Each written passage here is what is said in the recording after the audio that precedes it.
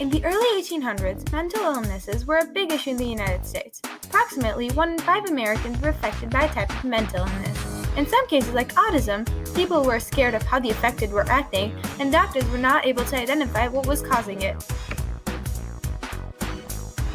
People were scared and confused about what was happening to the mentally ill people.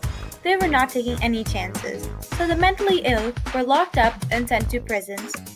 The prisons were asylums from where you were never allowed to leave. Although the patients were given talks and were counseled, some of the extreme mental cases were tortured in ways you would only treat a criminal. By the late 1800s, you would never see mentally ill people roaming around the streets.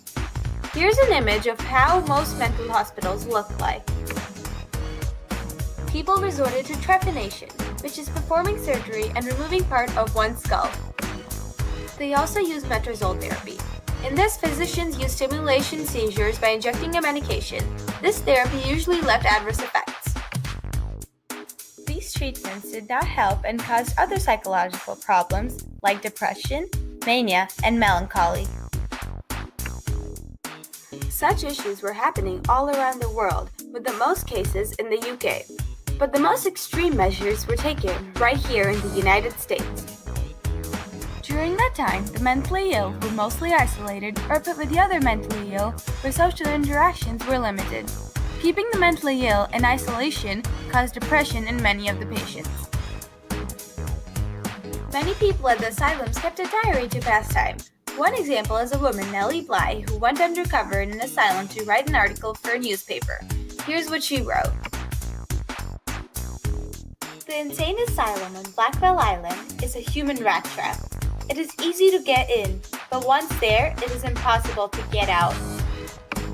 Nellie's writings were revolutionary and they showed the ordinary people how torturous and dangerous the asylums were. This led to the people revolting against those asylums.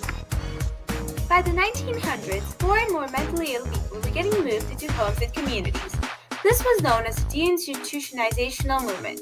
Here, mentally ill people were able to earn money, get jobs, and have their own social lives. More people meant that more jobs were being offered. This meant that the wages got lowered and the economy went down drastically. After the deinstitutionalization movement, people had a lower income, and therefore the amount of taxes being paid also decreased, causing the country to have a smaller budget. This led to a major fall of the nation, and everyone in the United States suffered its consequences. Over time, treatments for mental disorders have evolved. Now less painful and more effective ways are used. Today, mental illnesses are treated by psychological therapies, all in the comfort of one's home. Although mental conditions can still affect people, the treatments are safer and more reliable. Some treatments today include group therapies, MRIs, drugs, and psychotherapies. As treatments for mental disorders have evolved, cures for some disorders like depression, anxiety, and dementia have been found. Mental illness has been a very crucial disease from the 1800s, but now, as knowledge has grown, many people with mental illnesses can live a close to normal life.